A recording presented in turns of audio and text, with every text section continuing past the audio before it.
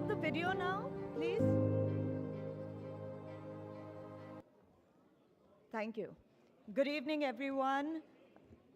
We are about to start our event, so may I request all of you to please take your seats as quickly as possible.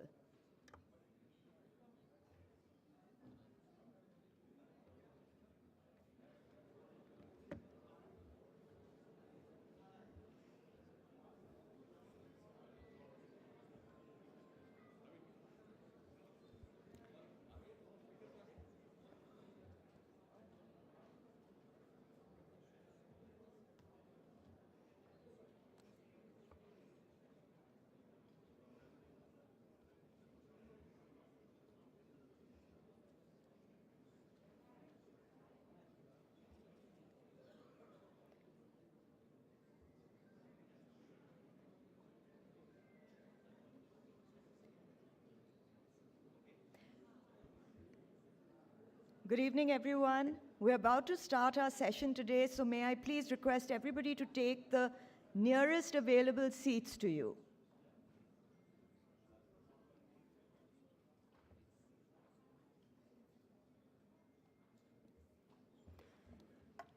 Namaskar.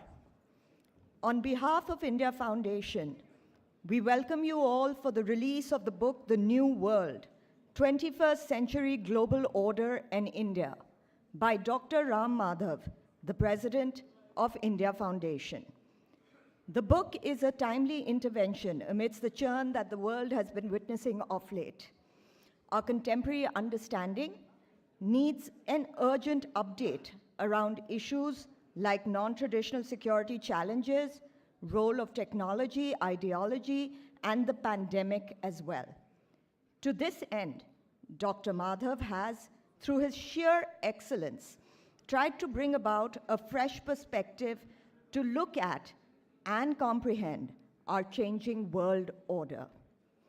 Before I continue, may I request everybody to put their mobile phones on silent and also to take your seats.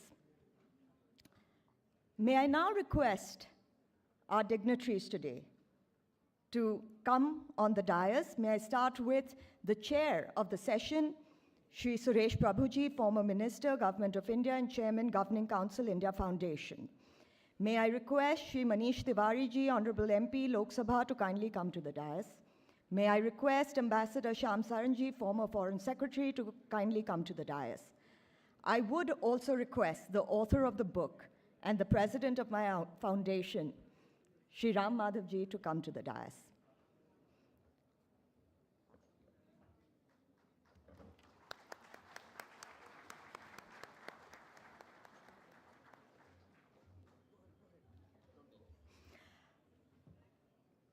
To start off with, may I ask Mr. Kapish Mehra, Managing Director, Rupa Publications, to first come on the stage and give a few words.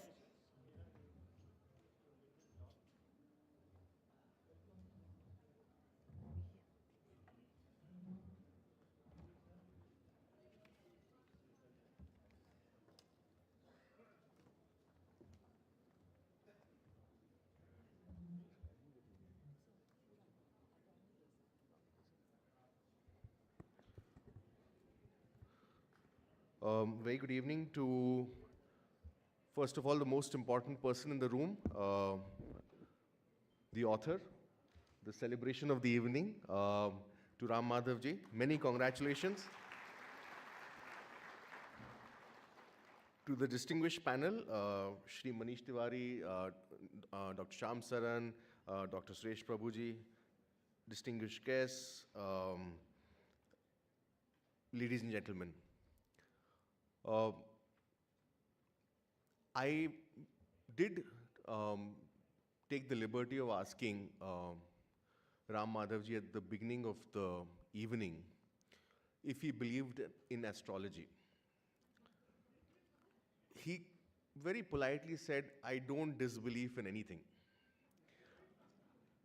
The reason I tell you all, I share this anecdote with you, ladies and gentlemen, is because a lot of you may have known Dr. Ram Madhav, interacted with him, felt his presence, and understood sometimes his dominance. I have had the privilege of knowing all four facets. This book, ladies and gentlemen, wasn't scheduled for today. It wasn't scheduled for this month. It was probably going to be a month or two later. And it is rare that in a publisher-author symbiotic relationship, which goes on for years together, the author presses for the urgency for the publication of a book at a certain time. But this case was different. Ram Madhavji was insistent that this book should come out at a certain time, around a certain time. So I told him today, sir, either you believe in astrology and you read the stars right, or you have a hotline to Trump. It's only one of these two things. So the New World Order couldn't be more appropriately timed. When the world is really coming apart at its seams, and when people are looking internal versus external for knowledge, guidance, and the path ahead, probably this would be the best time for us to have had the privilege of publishing Ram Madhavji and this book. And thank you for giving us this opportunity, sir. And along with that, I hope, ladies and gentlemen, that this opportune moment allows us to reflect and sift through these pages to understand the importance of the new India in the new world order. Thank you very much. Thank you, Kapish. Now may I request the man of the hour, Shri Ram Madhavji, to please come and give his author's address. Namaskar to everybody. I would like to, at the very outset, thank the eminences on the dais who have agreed to be here to release this book and talk about this book a little bit. As the author, also I would like to thank all of you for joining in this evening's session. As the author, I would naturally be very happy to talk a lot about the book, but my publisher will be unhappy because if I tell everything about it, you won't probably read it. So I don't take much of your time, except to say that this book, as the publisher already mentioned, this book is a little bit futuristic. It talks about the evolving world order. Many people these days talk about a new world order that is taking shape. Most of us talk in our public discourses. And, but none of us probably have any clear idea about what do we mean by that. When we say new world order, what is that thing that is emerging, that is evolving? I tried to define it in 10 points. What will be the 10 characteristics of this new world order? And in the second part, I tried to give 10 suggestions for India if it were to be an important player in the making of this new world order. I would stop myself from explaining about the book there only. I don't go beyond that. One colleague in the organization asked me, what is there for our ideology in it? You are talking about the new world order. What is there for us in our ideology? I come from a school of thought. So I told him only one thing, that this book talks about what is there in store for us. When I say us, I mean gray-haired people sitting in the room to children in our country. It is going to be in front of us in a very short time. So to understand where we are entering and to prepare the country for that, I thought is a patriotic dharma of all of us. It is just not about talking about what happened in the past, but also where we are heading. When we talk about Viksit Bharat, we talk about Hindu Rashtra, many things in my school of thought we talk about. But what is that cheese, that thing, where we have to take our country?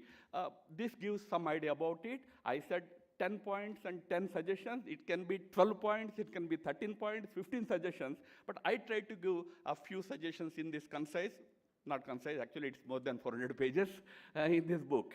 As I said, at this juncture, my role will be only to thank you all, thank all those people who helped this happen in a very short time. It actually came out in a record time.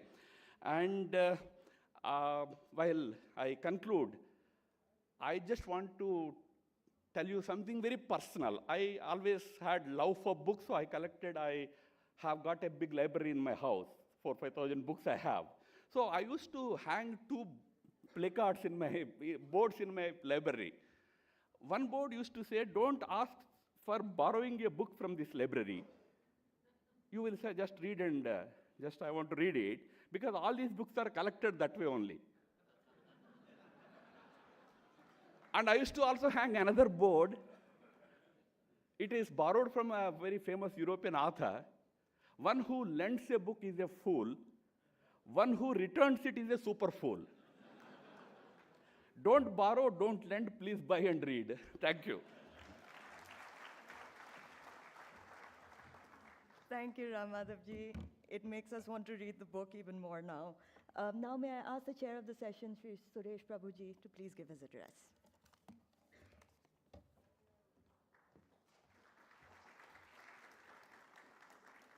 Namaskar. Good evening, friends. We all keep reading about what Mr. Ram Madhav writes week after week. He is a very active social worker, active political activist. He has many important responsibilities. He also runs a very important think tank called India Foundation, and in a process lays foundation for many things. But I wonder where he finds time to keep writing books like this. And if you read the book, and I must confess that I read the book and I'm going to speak on the book, it is one of the finest contributions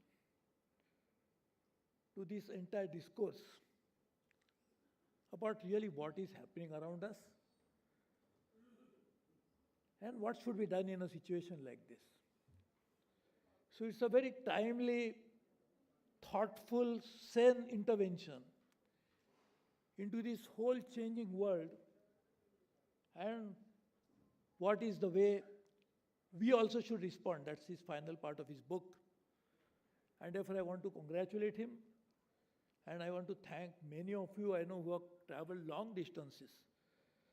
Some of you have come from probably spending hours traveling in the train, somebody flew in, but long distances and come here, so I really want to thank you for that.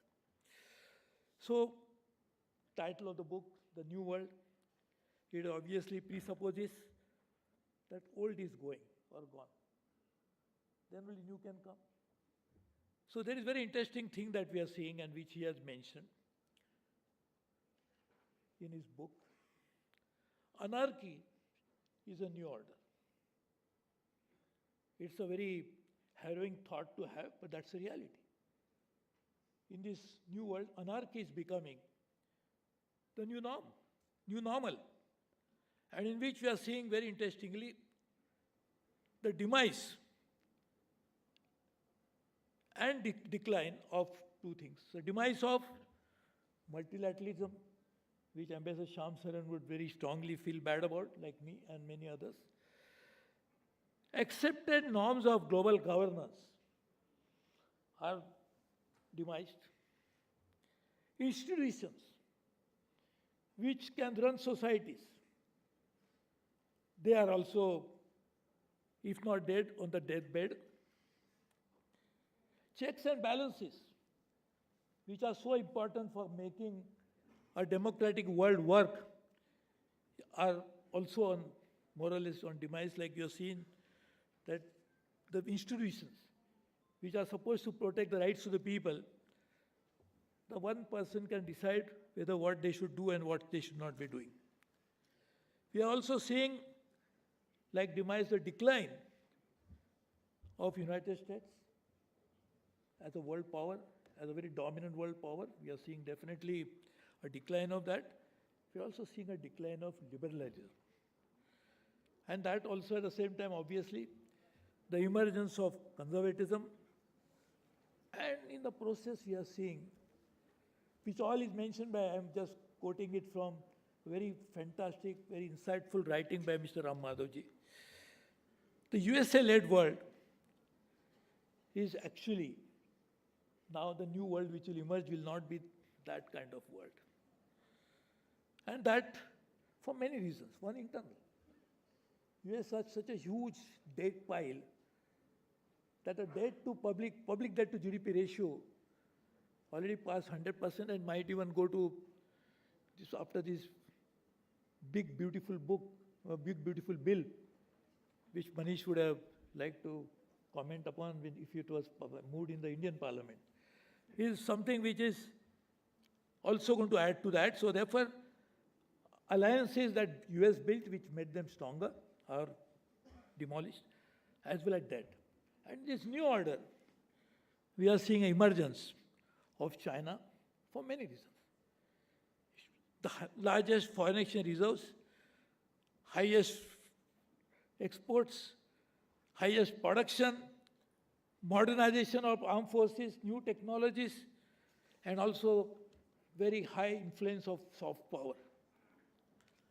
And as Mr. Ahmadi said, the new trends are emerging, as it obviously happens.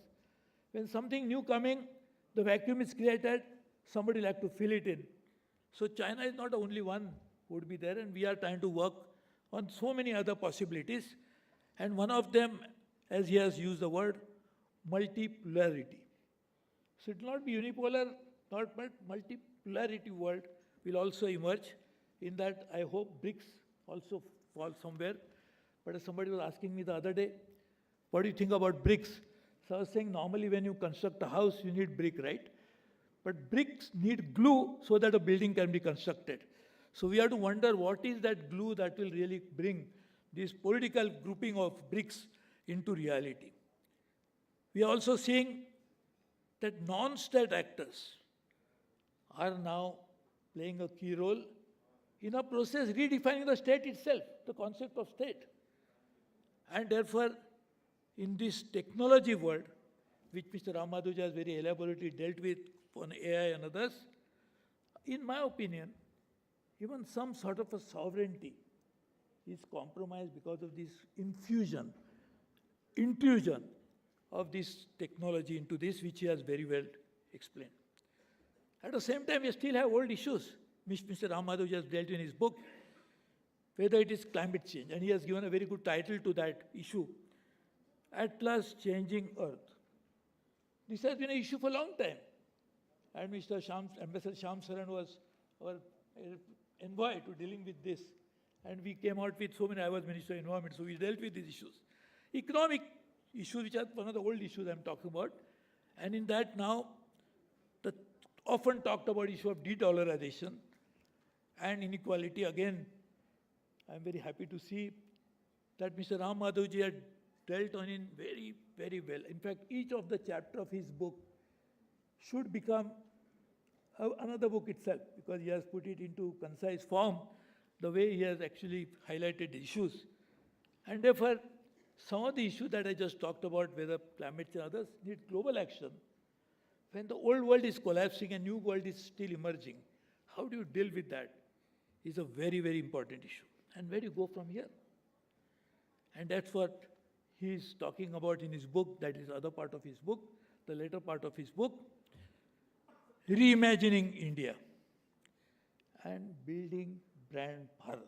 That's what he has devoted good space of his book, putting his own thought process into this. And in that, he has also mentioned about what is that model that we should have. Should we copy somebody else, or should we develop our own model? And I think that is what he has also devoted his time on that. And that's what we should try to work on, develop of our own model.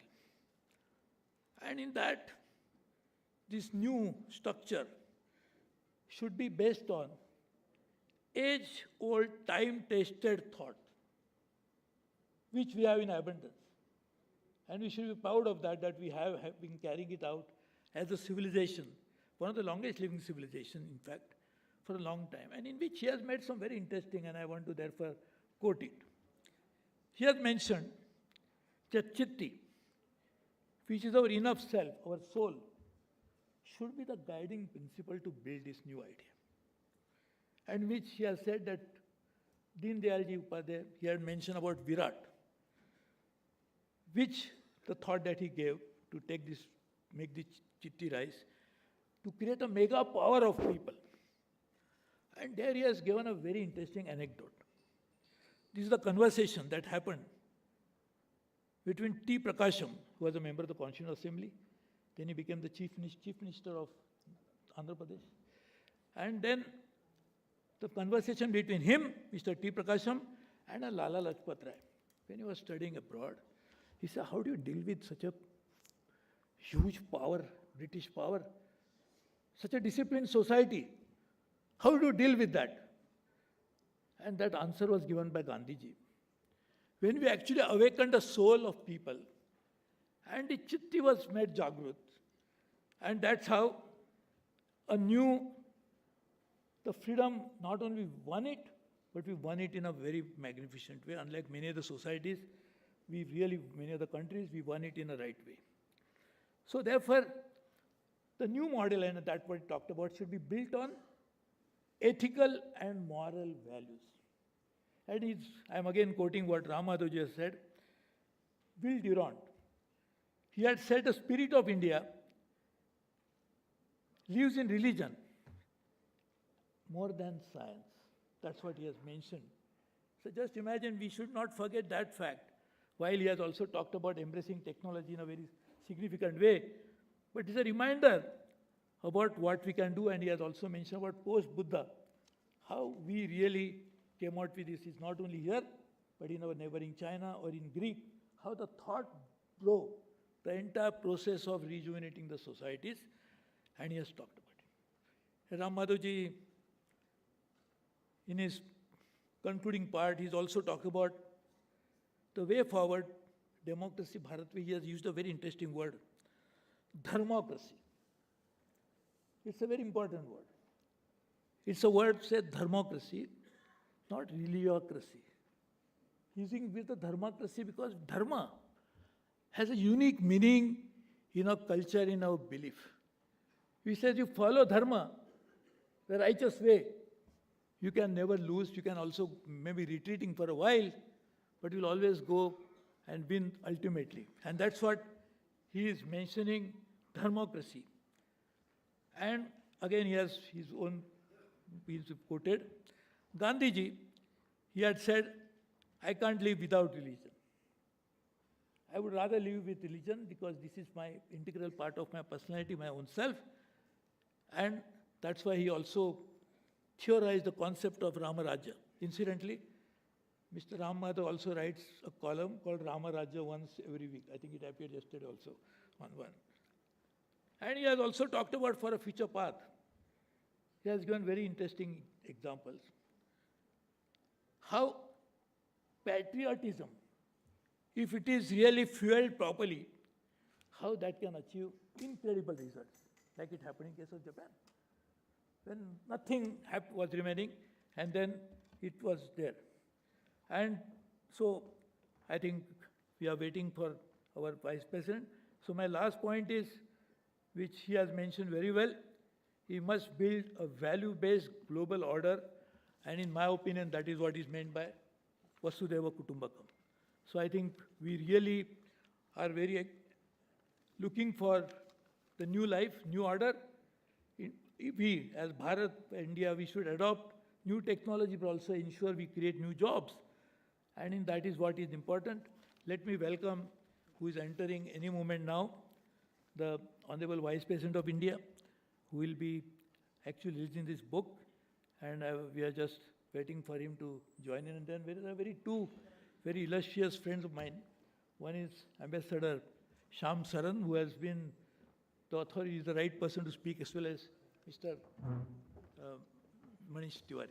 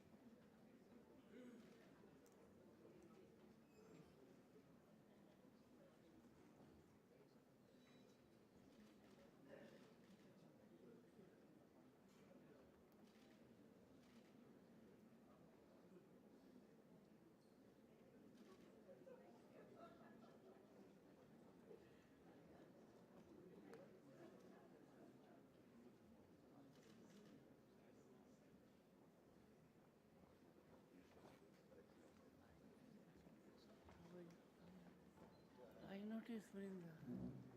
Notice.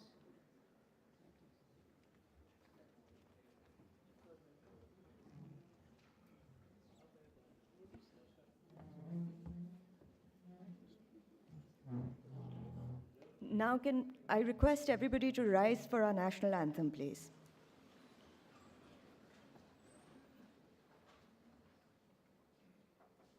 जनगण मन अधिनायक जय हे भारत भाग्य विधाता पंजाब सिंध गुजरात मराठा द्राविड उत्कल बंगा विंध्य हिमाचल यमुना गंगा उच्चल जलधि तरंगा तव शुभ नामे जागे तव शुभ आशीष मांगे गाहे तव जय गाथा जन गण मंगलदायक जय हे भारत भाग्य विधाता जय हे जय हे जय हे जय जय जय जय हे Thank you. Everybody may be seated now. Now may I request Shri Suresh Prabhuji to kindly felicitate the Honorable Vice President of India, Shri Jagdeep Dhankar ji.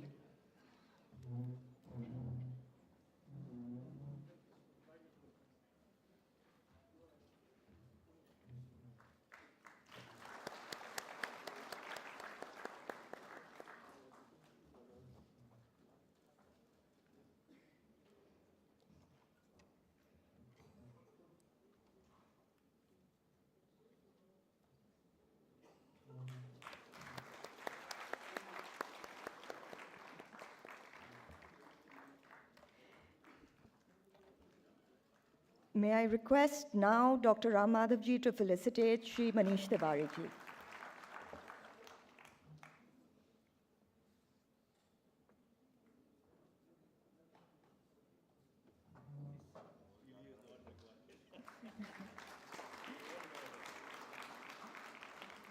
May I now request Dr. Ram Madhav ji to felicitate Ambassador Shyam Saran ji.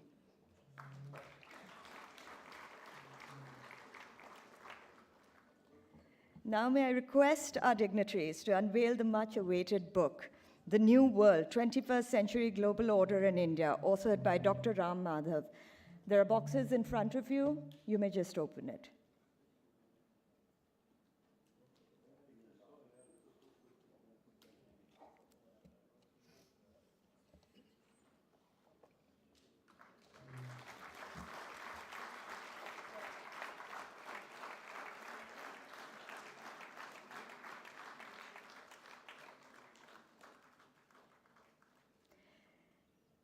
Now, may I request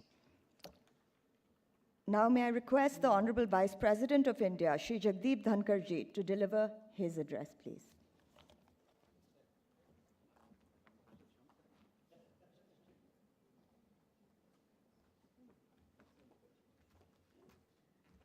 I beg your pardon, sir. May I please request Shyam Saran ji to deliver his address, please.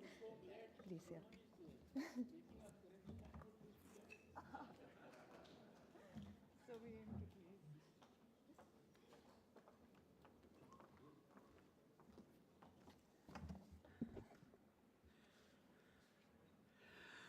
Honorable Vice President of India, respected Shri Jagdeep Dhankar ji, the celebrated author of the book, The New World, Shri Ram Madhav ji, one of our most eloquent parliamentarians, Shri Manish Tiwari ji, Shri Suresh Prabhu ji, distinguished guests, ladies and gentlemen.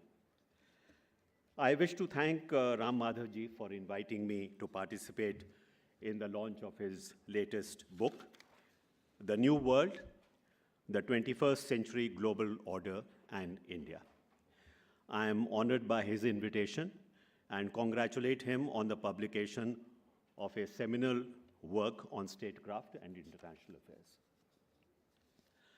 You will all agree that the book has been published at a most opportune time when the geopolitical flux the author has drawn attention to has brought the world closer than ever to the prospect of a widening war right on our doorstep, renewed economic disruption, and most tragically, greater and more widespread human suffering. I say it is an opportune time because somebody mentioned that maybe there were some astrological factors which were at play in deciding the date of this book. Obviously, it was done, if the prediction was made, certainly it does, reinforce one's belief in astrology. So, Dr. Ram Madhavji, very well chosen this particular time. We are, as I said, we are in a world which is in flux, which is, heading in a very unpredictable direction. And most of all, as I said, there is great human suffering that we see in our midst. The horrendous genocide in Gaza, the prospect of an even larger human tragedy in Iran, point to something that Ram Madhavji has drawn attention to. That is the dimming of the moral core which defines the larger humanity which we are all part of and which he so eloquently upholds as the spirit of India. We are not always able to translate this high principle into our foreign policy posture. This tension between ethics and reason of state is very real. But nationalism bereft of an internationalism which recognizes our common humanity is, for me at least, too narrow a concept. Its dangers are manifest in the crisis which is unfolding in our Western neighborhood. The New World is truly a most erudite and magisterial work, reflecting a deep historical understanding of how our world has evolved over the centuries. The author combines the acuity of a political thinker and the keen insights of a social scientist to offer what is a uniquely Indian perspective on the powerful forces that are shaping the world, which is in the making in this 21st century. Geopolitical shifts, in particular the emergence of China as the second-ranking power in the world, these are changing the balance of power. The accelerating pace of technological change with exaggerated promise of artificial intelligence and quantum computing, and also their pervasive disruptive potential, the existential threats of climate change and ecological degradation of our planet. All these have been analyzed by Ram Madhavji, drawing upon a wealth of scholarship from across the world. This is evident in the substantial notes appended to each chapter. I would commend his chapter, China, the Roaring Dragon. I found his observations a sober and a realistic appraisal of what India confronts as perhaps its most defining challenge in this century. I was also impressed by the chapter Future Shock, the artificial intelligence era. The author displays, I must say, a truly amazing familiarity with a subject many of us find arcane and at times bewildering. Technology has truly emerged as a key metric of power. I agree with him that India must move with rapidity and resolve to position itself in the front ranks of the technological frontier. The final chapters of the book are about India's place in this rapidly transforming world. I agree with the author that the post-Second World War liberal internationalist rule-based order is in its death throes. And truly, the assassin is none other than its chief architect, the United States of America. But this will be a lingering eclipse, not a swift collapse of a new order minted and ready to take over. Like Ram Madhavji, I see the shifting geopolitical landscape also throwing up spaces for a growing major power like India to expand its agency and to contribute also to the shaping of the 21st century order. Western power will decline, but its influence over many aspects of our lives will persist. It is in the medieval period that Western ascendancy came to be established, first with the Spanish and the Portuguese empires, and then the baton was passed on subsequently to the Dutch and British empires.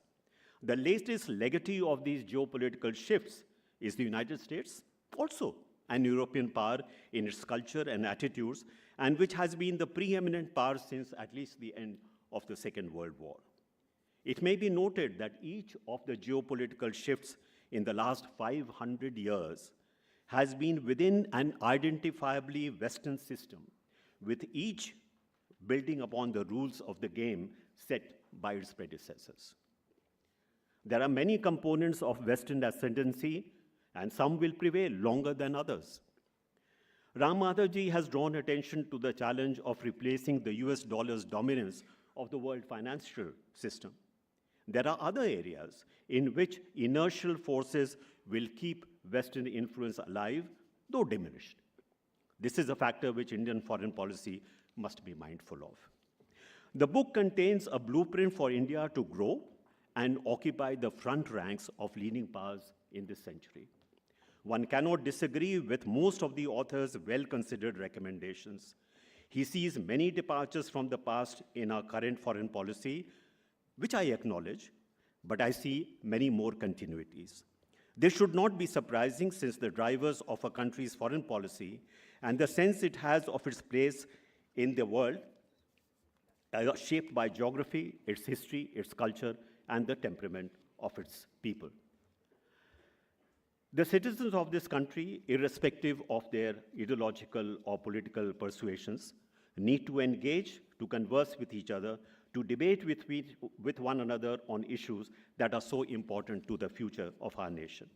I applaud the initiative Ram Madhavji has taken to enable such engagement at a level that is marked by sobriety, not excess, by intellectual integrity, not prejudice, and above all, by a common commitment to a bright future for a nation we all love and cherish. I thank you for your attention. Thank you, Ambassador. Now may I ask Manish Tiwari ji to please give his remarks.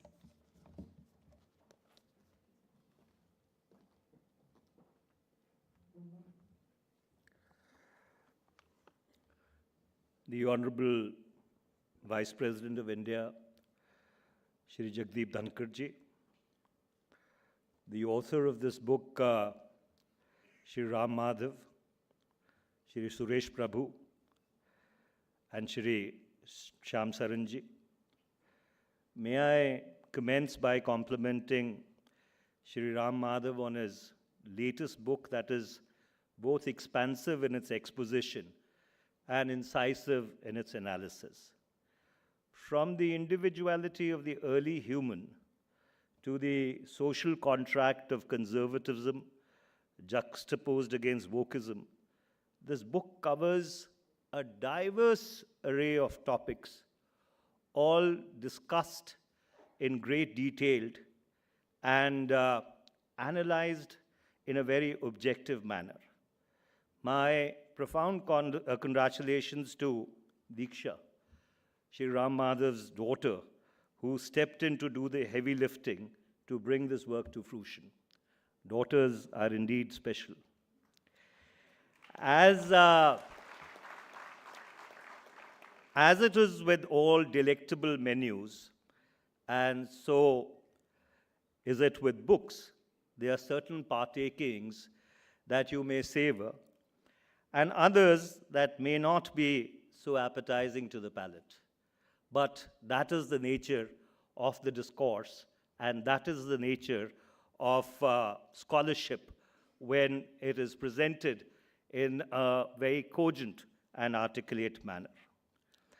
As Mr. Ram Madhav outlines in the preface of his book, this book is all about the experience of the outgoing liberal world order built by the West and the possible shape that the incoming one will take.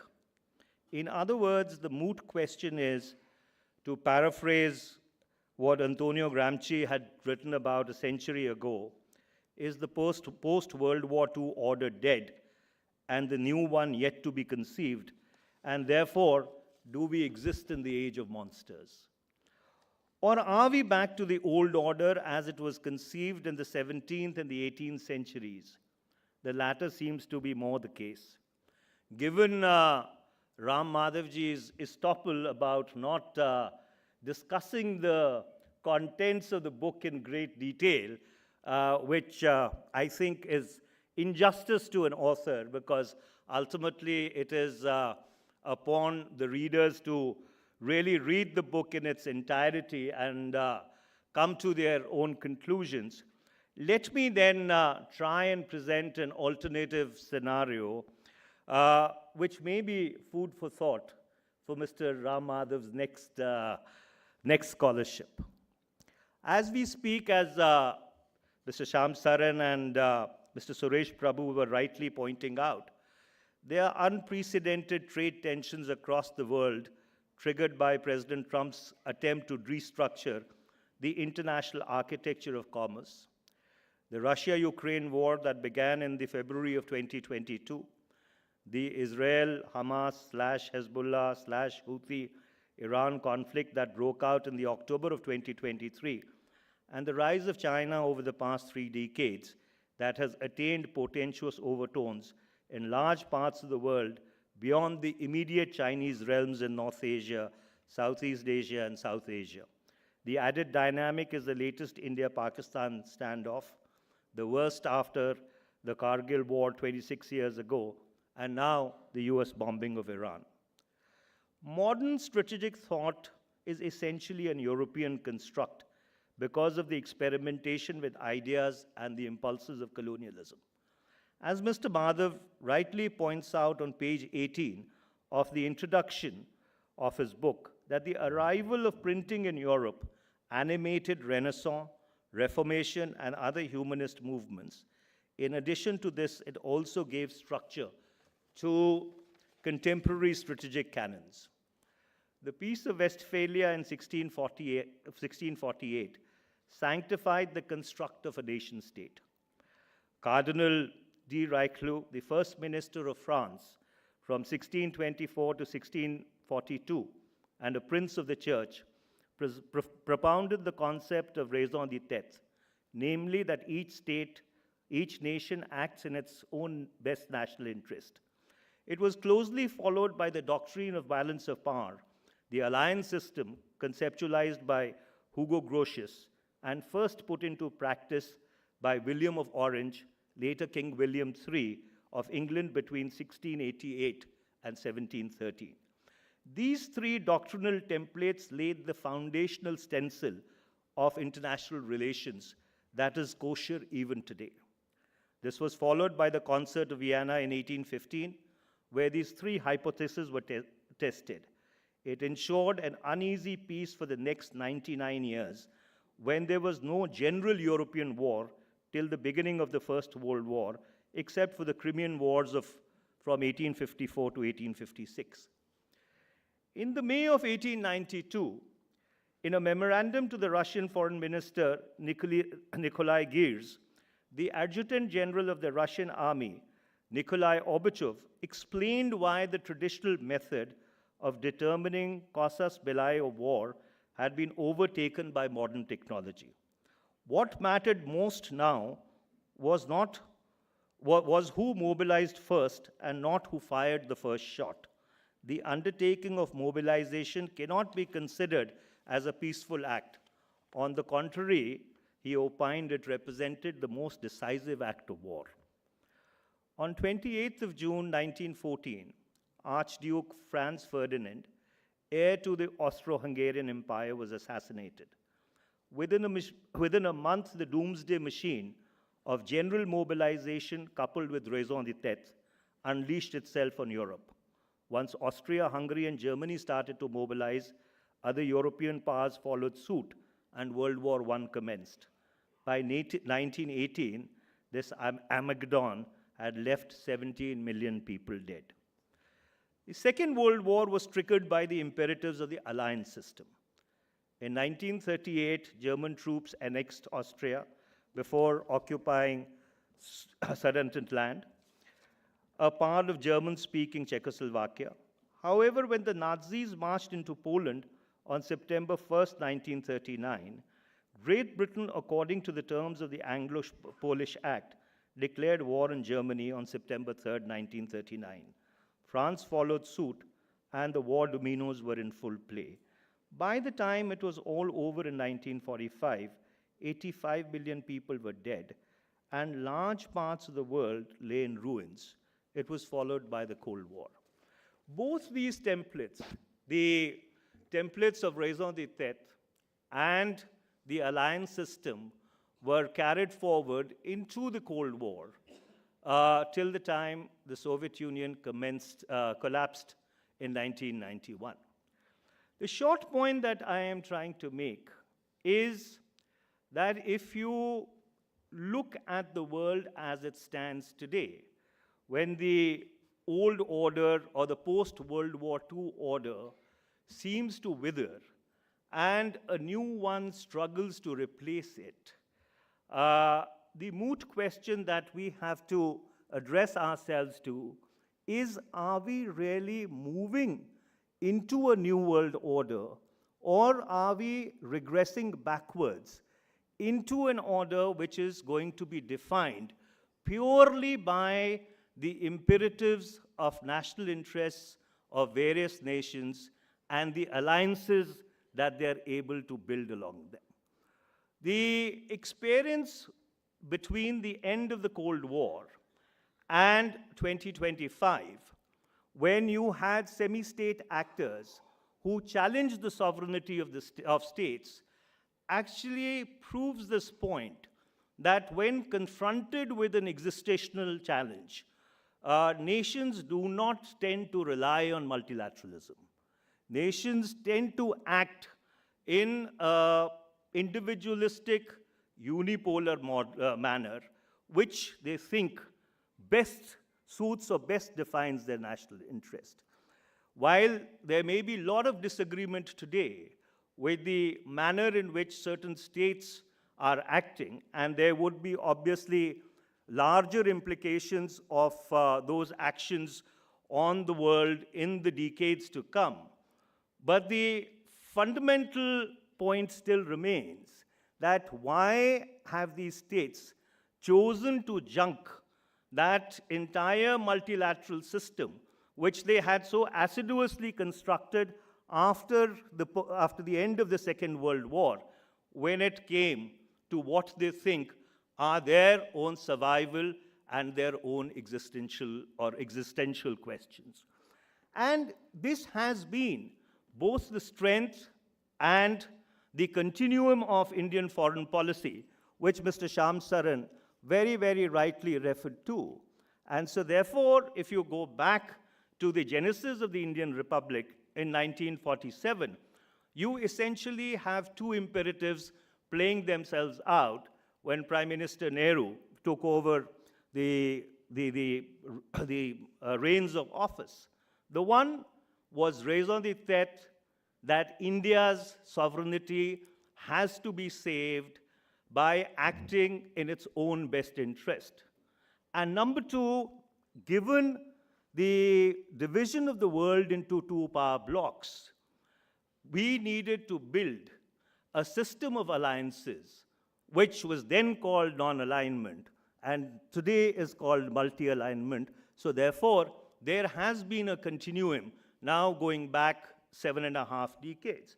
And therefore, I would like to conclude by saying that this work by Mr. Ram Madhav, where he has spelled out the continuity and the departures in our foreign policy as we look towards an uncertain world and an uncertain future, is something which is a must-read for any scholar of international affairs. And I think it will help deepen the understanding of people who study international relations, who have an interest in strategic affairs, that they will be able to feel the stones and try and fathom for themselves whether a new world order will in fact emerge in the coming years and decades ahead. I would once again like to thank Mr. Ram Madhav for inviting me to this book launch and would like to once again congratulate him on his scholarship. Thank you very much. Now, notwithstanding the wonderful words that we've heard from Shyamji, from Manishji, from Sureshji, sir, sometimes enthusiasm gets the better of us. May I now request the Vice President of India, Shri Jagdeep Dhankarji, to deliver his address.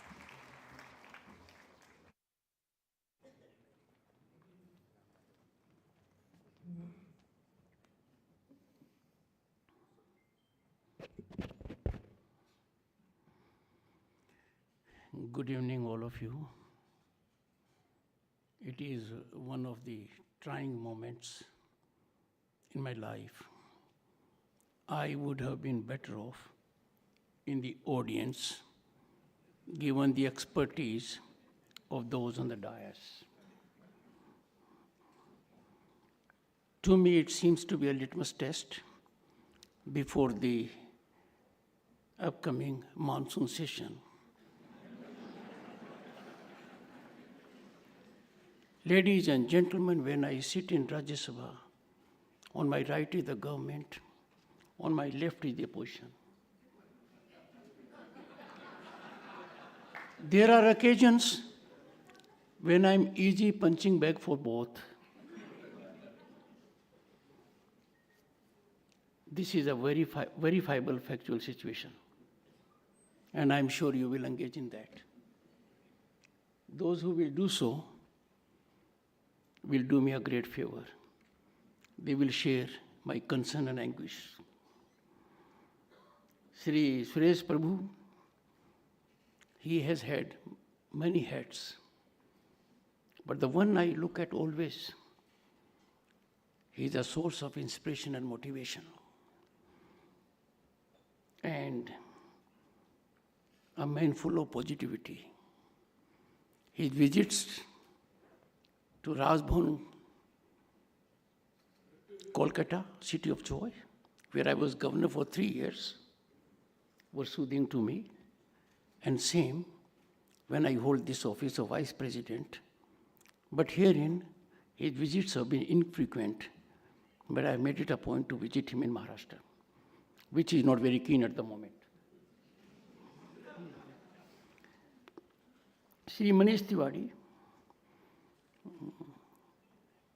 a very distinguished member of parliament, a former union minister, and I'm always, even if I disagree with him, that is more often than not, I admire him for his sharp intellect, timely intervention, and he is always at his best, never trips.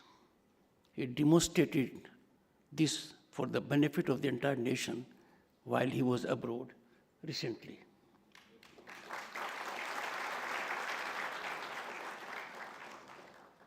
Indian Foreign Service, unlike similar services here, continues to hold the fort very strong. But one thing is there about this service, the division in the service, particularly retired, could not be more acute. Ma'am, I'm addressing you from a distance with full sense of objectivity. I hardly miss any of your programs. Sri Shyam Saran, former Foreign Secretary. With respect to Sri Manish Tiwari and Sri Shyam Saran, you had feast of their intellect at my expense. They set very high benchmark. I'm used to that, but only in legal field. Both of them have taken me to a difficult terrain where headwinds, air pockets, and challenging terrain all have converged to make my life more uneasy than in the chair in Rajya Sabha. Coming to Dr. Ram Madhav, he reminds me always, and whenever I look at him and meet him, I say the same thing. So it is not for the first time. two epics, Ramayana and Mahabharata. The central characters, Ram and Madhav.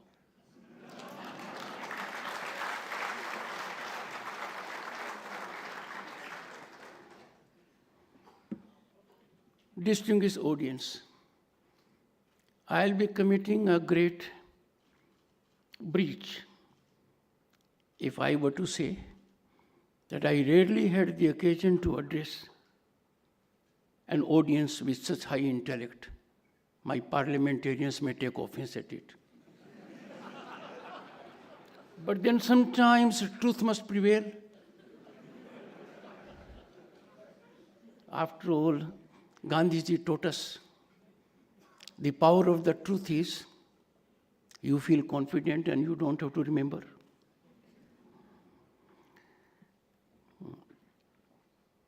Excellencies, distinguished audience, I'm tempted to name some, but that will be making a mistake because I know most of you. And I hold all of you in deep reverence for your intellect, commitment, and be always bold enough to make your point known. I firmly believe that democracy is primarily defined by expression and dialogue. Both are complementary. This, in our Vedic philosophy, is Anantavad. One of the fundamentals is, and that is inalienable facet, non-negotiable, respect the other point of view. My own experience shows, more often than not, the other point of view is the correct point of view, but I'm saying it only for myself, not for Manish Tiwari and Shyam Saranji, for me. Friends, it is an absolute honor and privilege to share my thoughts with such a distinguished audience in Bharat, home to 1/6 of humanity, the most vibrant, oldest, largest democracy on the planet, with civilizational ethos of 5,000 years. I am really humbled. Through a writing trail of over 2 decades, Dr. Ram Madhav has got in the groove of being a philosopher and a thinker. On several issues, his columns in the Indian Express are a delight for the reader, thought-provoking, steering human genius towards seeking resolution of issues. I strongly commend this impressive and daunting undertaking, the New World, 21st Century, Global Order, and India. I congratulate him.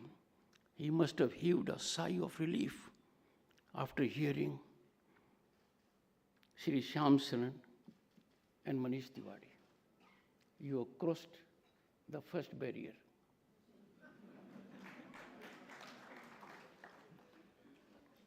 This barrier, on more occasions, is impregnable, and that is their forte. The book ruminates upon the current and cratering liberal order and reflects upon the potential new order. Manish Tiwari reflected at length on these as well. So did Shyam Saranji. Friends, at first glance, it reminds me of Paul Kennedy's, I quote, "The rise and fall of great powers," unquote. George Dunham, an American thinker, 3 decades ago, in a treatise effectively suggested that there is absence of strategic thinking in India on account of its Hindu philosophical roots. And there were takers of it. But with Shri Ram Madhav's volume, George Dunham stands corrected. he couldn't be more wrong. His analysis is far distanced from the ground reality over the centuries in this country. The work is an accretion to a vast and perennial body of work revealing convergence of Indian thinkers over world orders and India's place in it. A cosmic order and the place of Bharat and Bharat Khand. It has been evidenced in Vedic scriptures, our knowledge treasure. The ideals of Maha-Upanishad states, I am Nijaha Paro Veti, Ganana Laghu Chetsam, Udar Charita Nam Tu Vasudev Kutamkam. This encapsulates our philosophy, our outlook to the world, which has been demonstrated on multiple occasions and can be easily evidenced by recent developments. Friends, this means, this is mine, that is his, say the small-minded. For the magnanimous, the entire world is one family. We belong to the latter part. That is the message of Bharat to the entire world. It has been consistent message, a message from which this land will never deviate. And it envisages a flat and communitarian world order, an order that augurs well for one and all.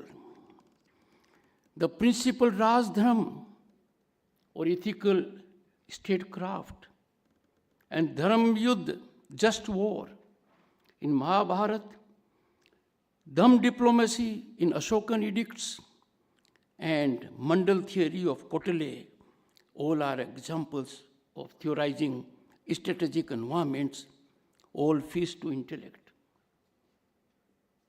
These philosophies have ever been relevant. But in our contemporaneous challenged times, these are need of the global order. Friends, there remained a historical continuity in Indian thought process. During the Second World War, thinkers in Bharat applied themselves to a post-war order, K.M. Panikkar being amongst many undertaking this onerous challenge. K.M. Panikkar observed that the post-war order will have a much larger space for Asian nations, as the colonial powers had curtailed any role for their colonies in the extant order. This is being realized increasingly. Very prophetic analysis. Colonization and repressive colonial powers ruthlessly engaged in human and otherwise resource exploitation only to their benefit and to our absolute detriment.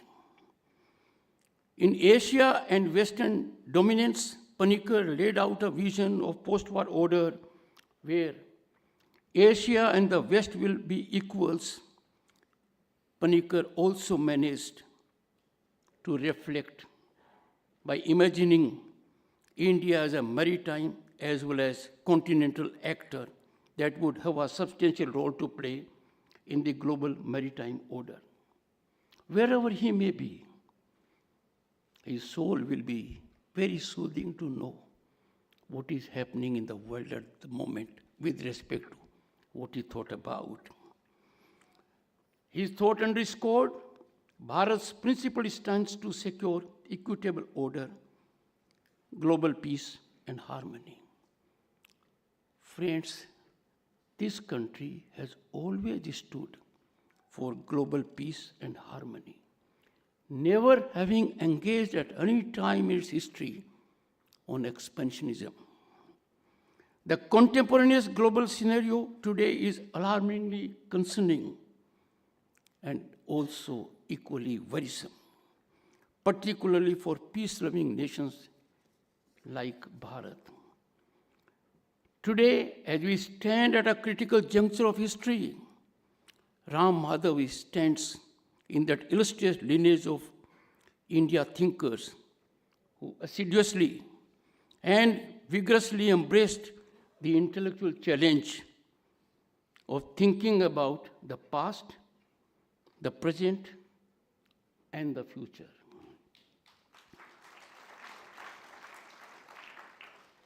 Friends, Dr. Ram Madhav's description of 10 challenges is particularly stimulating.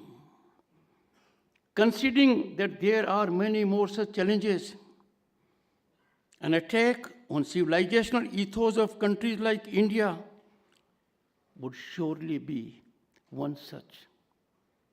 I must share with you some challenges for the nation are existential. I would not deliberate much on them, but the time bomb is ticking. Very prospects of changes, particularly orchestrated ones. I'm limiting the challenges. But those challenges that are orchestrated in the demographic and civilizational character of a country that has 5,000 years of history is bound to evoke concerns that will have repercussions for both domestic and global order.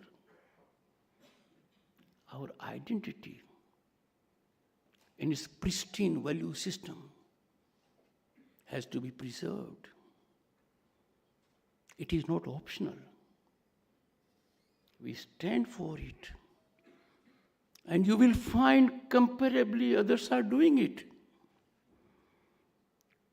Friends, these existential challenges are like, as I said, ticking bomb. Time is running out, waiting for diffusion and waiting for long. We are cliffhanging on several aspects. Any delay may worsen the situation beyond getting retrieved. Browsing through the pages of New World, 21st Century Global Order and India, I felt the imprint of Vinayak Damodar Savarkar in the author's thought. I have had the occasion to go to Andaman and Nicobar. I spent some time in the cellular jail. In that room, I prayed. I am saying so. It is emanating from not my mind, not from my heart. The thought is emanating from my soul. Savarkar, despite all the untenable misgivings, and untenable misgivings in extremity, remains a celebrated thinker who stood at the wee hours of the post-war order. Savarkar, a staunch realist, believed in a post-war world where nations would act only in pursuit of their own interests, not based on idealism, morality, or international solidarity. Imagine how prophetic he has been. Look around last fortnight, last 3 months. All this has been seen by all of us. He rejected pacifist or utopian internationalism and emphasized that India must safeguard its sovereignty through strength, not by relying on Western-dominated institutions like the League of Nations or later the United Nations, both ignoring due place to 1/6 of humanity. Peace comes from position of strength. Sovereignty is best secured when we are ever ready for war.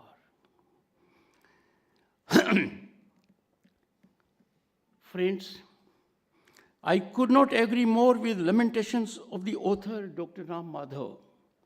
He highlights a perpetual decline of global multilateralism and prescribes India to give up romanticism and focus on economic growth.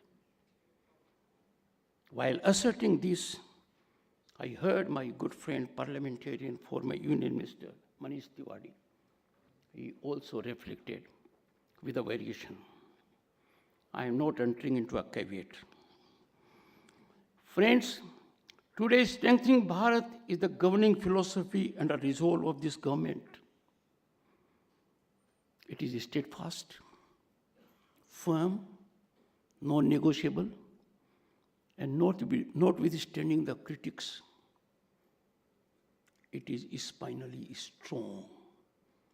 The nation has never ever projected its stand so firmly. Let us not be misguided by the traction who said what. The government and India and its people stand firmly for the nation, nation first, and our nationalism. And just imagine, from digital to physical infrastructure and from research to education, India has been single-mindedly dedicating itself to shoring its strength.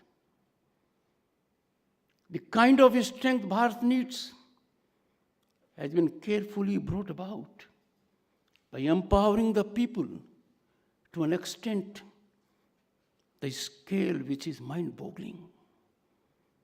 More than 500 million people getting into banking inclusion.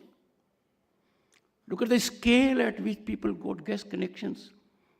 Look at the level at which digital penetration has taken place. I don't want to go on more, you know it. This has created Bharat in last 10 decades as the most developed nation in the world, developing by speed, taking note of the large global economies, making Bharat as the most aspirational nation at the moment in the world.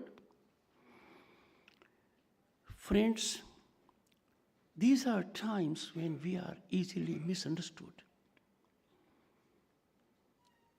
The travesty of it is that when you say these things,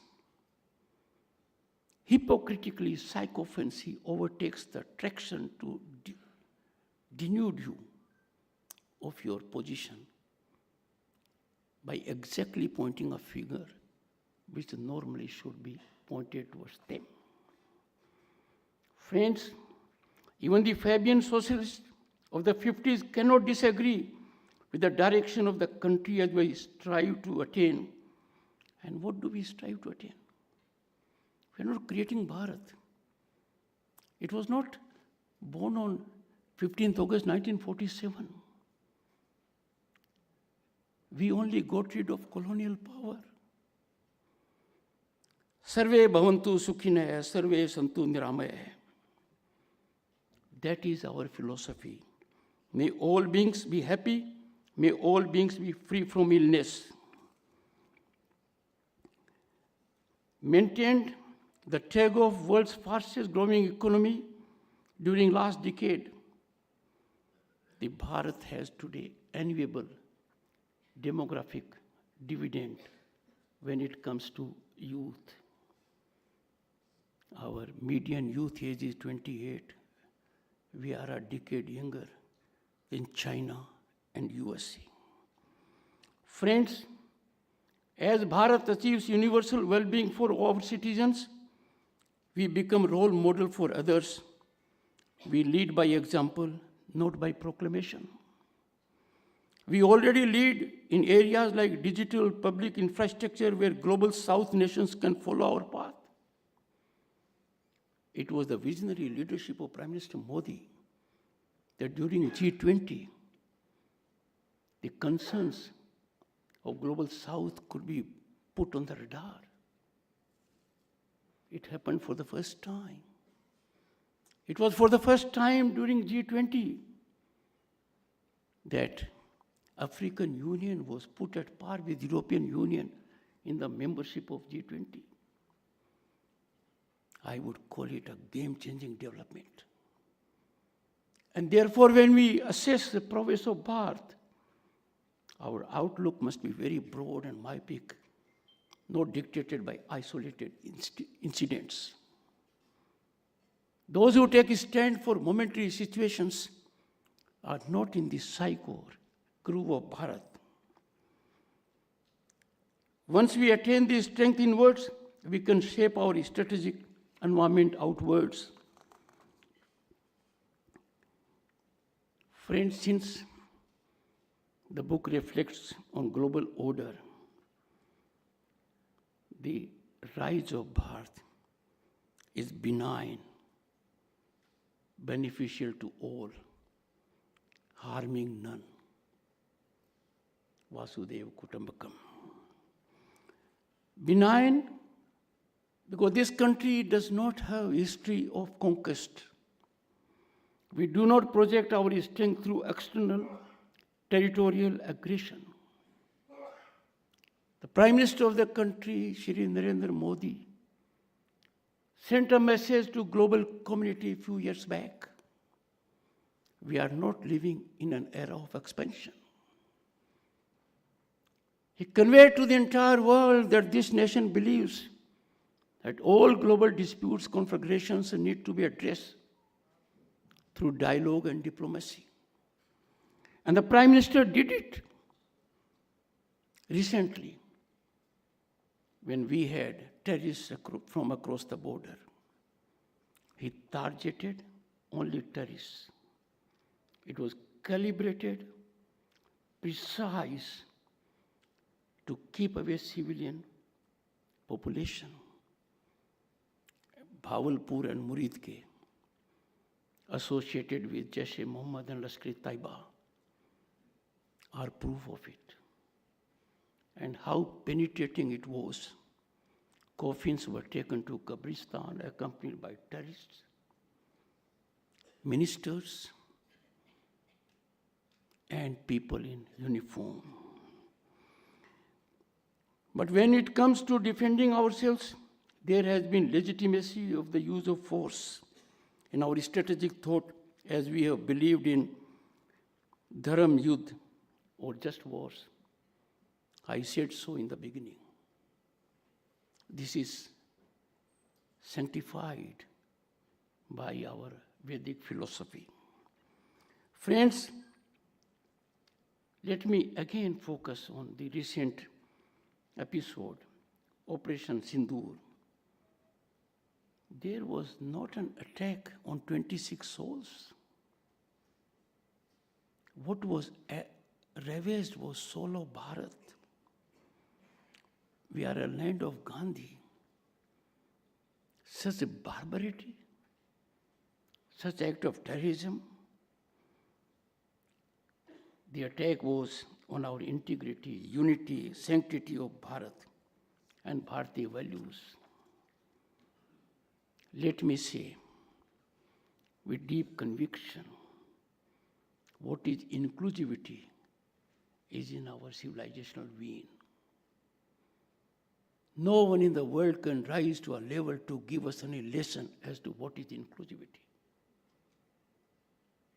Because Bharat, for centuries, has been home to inclusivity. Friends, the second aspect is that our rise thus far has been beneficial for the global order. We have proven ourselves to be a force for good. When the world was turning towards inwards during devastating pandemic, Bharat became pharmacy of the world by providing vaccines to over 100 countries.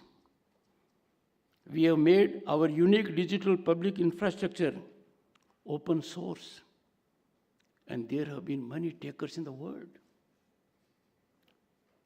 I entered public life in 1989 as a member of parliament and was lucky to be a minister. I never imagined that India would be so accoladed by world institutions, International Monetary Fund and World Bank. Our digitization model will be so appreciated that our achievements in 6 years are not easily fathomable in more than 4 decades. And therefore, we again vindicate our philosophy. When it comes to humanitarian efforts, we rush to rescue friends and foes alike. Our Prime Minister and Defense Minister have repeatedly asserted we aim to become the net security provider in the Indian Ocean region. My friends on the dais and in the audience will bear me out. When there is distress, when there is need, Bharat is the first responder. A unique distinction. We have demonstrated it. We also persuade others for dialogue and diplomacy. When the world is on the path of war, we are witnessing these disturbing times. We remind everyone it is no time for war. For us, there is only one time of peace, prosperity, harmony, growth of all, Vasudhaiva Kutumbakam. Bharat genuinely believes that there is no problem whose situation cannot be reached by traversing the path of diplomacy. Those who are here in the audience with larger experience than I possess, howsoever severe the war may be, ultimate resolution takes place on the table. Just reflect for a moment, who are these sufferers? How quickly they are forgotten. Their suffering is lifelong. And therefore this path is advocated. And that is why during G20, Bharat gave to the entire world this message by having motto, one earth, one family, one future. I need to move towards conclusion, because that is what I do in Rajya Sabha on occasions. Manish ji, you are a leader of the masses. That doesn't mean those in Rajya Sabha are not. But sometimes we say, please conclude. I say to myself.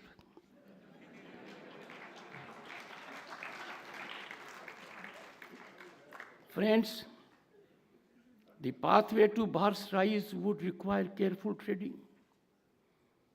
Because there are forces that are determined to make our life difficult. There are forces within the country and all outside. These sinister forces, pernicious to our interests, want to strike by dividing us on issues even like language. Which country in the world can take pride of the language richness as Bharat? Look at our classical languages, their number. In Parliament, 22 such languages allow and afford opportunity anyone to express in them. It would require many such thinkers to come together and debate and discuss challenges and opportunities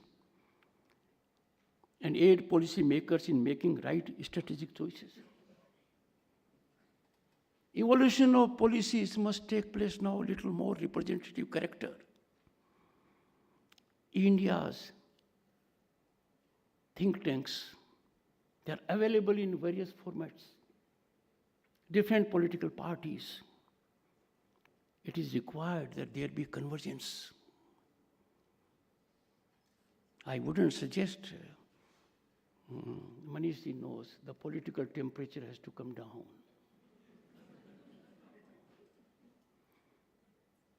There has to be greater dialogue amongst political parties. I firmly believe we have no enemies in the country. We have enemies outside. And some who are enemies within a small fraction, they are rooted to outside forces inimical to Bharat. I am extremely delighted that this work is out and subsequent generations of scholars and thinkers will deliberate for sure this topic, engage critically to examine original thought of Ram Madhav. I commend the author for bringing out this great volume. Friends, I conclude by saying, Bharat is no longer a nation with a potential. Viksit Bharat is not our dream, it is our destination. The rise is unstoppable, the rise is incremental. And we will witness the most peaceful resurgence of Bharat that will be historical. And everyone in the country, every single soul in Bharat is committed to this because nation first is not optional. हम भारतीय हैं, भारतीयता हमारी पहचान है, राष्ट्रीयता हमारा धर्म है. Thank you.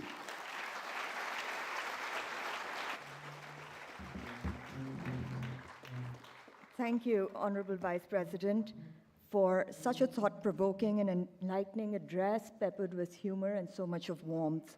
We are truly honored to have you with us today.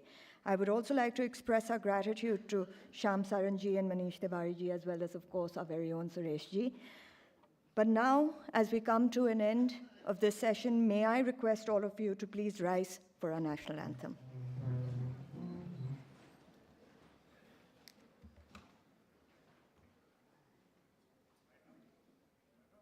जनगण मन अधिनायक जय हे भारत भाग्य विधाता पंजाब सिंध गुजरात मराठा द्राविड उत्कल बंगा विंध्य हिमाचल यमुना गंगा उच्चल जलधि तरंगा तव शुभ नामे जागे तव शुभ आशीष मांगे गाहे तव जय गाथा जन गण मंगलदायक जय हे भारत भाग्य विधाता जय हे जय हे जय हे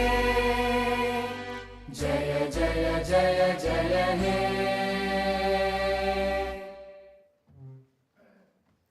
May I request everybody in the audience to remain seated?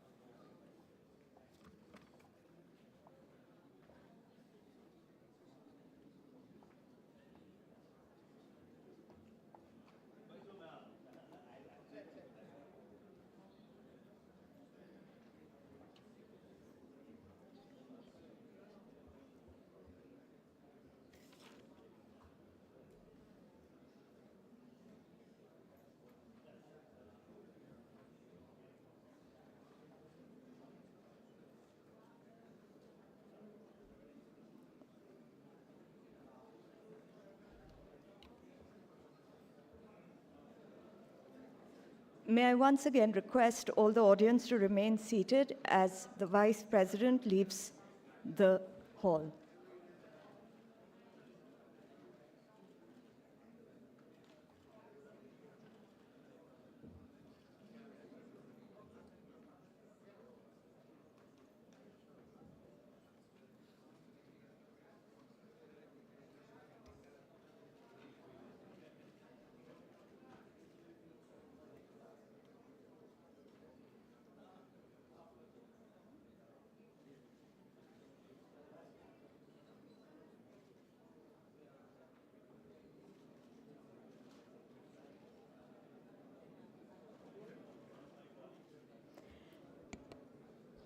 Finally, from all of us at India Foundation, we thank you all for being here. Copies of the books will be available outside. Thank you very much.